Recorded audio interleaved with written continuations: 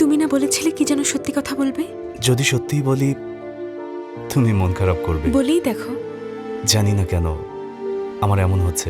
College ছাত্রদের মতো। কিছুটা অস্বস্তি হচ্ছে, চোরের মতো। পুলিশ আসবে কিন্তু, সাবধানে। হেই স্মৃতি, তোমার 4 আঙ্গুল দিয়ে শাড়ির কুচি কিভাবে ভাঁজ করো একবার আমার দেখতে ইচ্ছে করছে। এখানে প্লিজ একবার।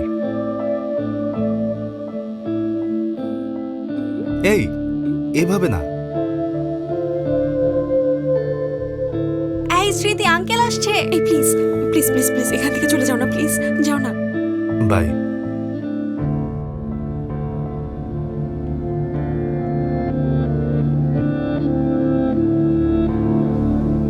ছেলেটা কি তোমাকে সত্যিই ভালোবাসে?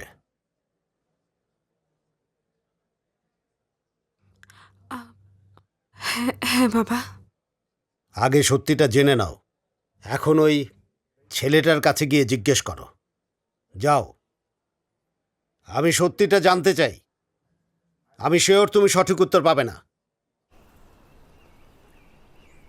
কি হয়েছে? তুমি কি আমাকে ভালোবাসো? ভালোবাসি বললে যদি ভালোবাসা হয় তাহলে ধরে নাও ভালোবাসি, কিন্তু তুমি যা বলছো এটা এক ধরনের কমিটমেন্ট, একে অপরের সাথে সম্পর্ক, বন্ধন। সব সম্পর্কেরই একটা নাম থাকে। ভালোবাসো নাকি না? দেখো আমি আসলে বলতে চাচ্ছি। হ্যাঁ অথবা না।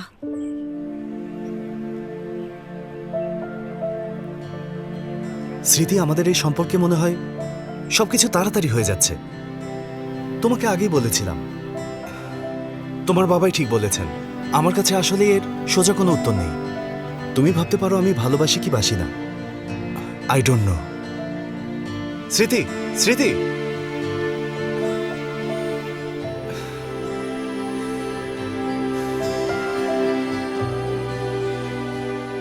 হাই। এই কফি পড়ে যাবে। আরে পড়ুক, ব্যাপার না। আনন্দ, আমার এসব ভালো লাগছে না। I am really sorry.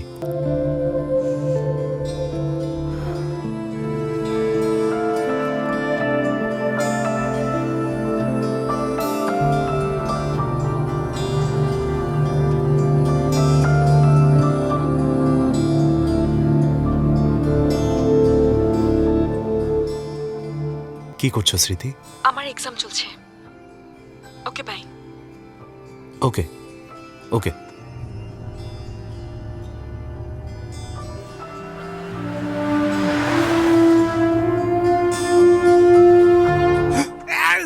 আরে অন্ধ নাকি, দেখে চলতে পারিস না?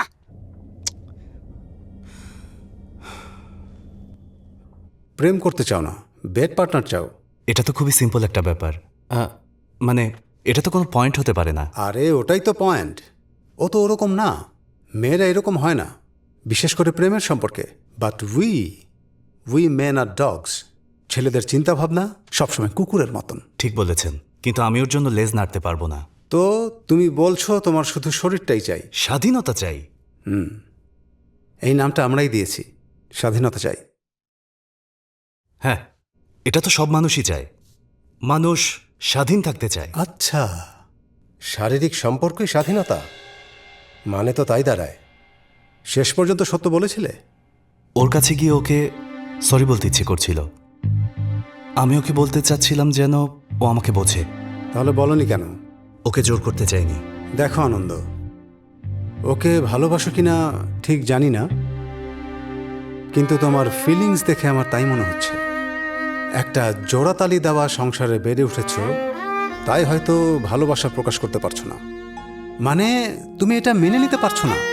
তোমার পরিবার আর তোমার মধ্যে যে দূরত্ব রয়েছে, এর জন্য তুমি ইমোশনালি কারো কাছে যেতে পারছো না। আসলে আমি তোমাকে যেটা বলতে চাচ্ছি, দেখুন, কারো জীবনকে সাইকোলজিক্যাল টার্মস আর মেথড অনুযায়ী বিচার করা সম্ভব না। আমি এই থেরাপি বিশ্বাস করি না। তাহলে এখানে এসেছো কেন? দুঃখগুলো কি দেয়ালের সাথে শেয়ার করব? ঠিক আছে, তোমার জীবন এখন কেমন চলছে? আজকে কি হয়েছে? How are you feeling? আমরা এই খাবার চাই না, আমরা এই খাবার চাই না, আমাদের ভালো খাবার দাও, আমাদের ভালো খাবার দাও। খাওয়া খাওয়া, যখনই দেখি তখনই খাবার খেতে চাও। যাও নিজেরা স্টোর রুমে গিয়ে দেখে নাও। দেখে এসেছি, চাল নষ্ট হয়ে গেছে, তাতে পোকা ধরেছে আর গন্ধ পুরো জায়গাটায় ছড়িয়ে গেছে। বাচ্চাগুলো এখানকার খাবার খেতে পারে না। তাই ঘর থেকে বেঁচে যাওয়া খাবার নিয়ে আসে। হাহ, ডালের নামে ওরা হাঁড়িতে শুধু পানি দেখে। আপনিই বলুন এসব ওরা কি করে খাবে স্যার? ঠিক আছে, কি চাও আমাকে লিখিত জানাও।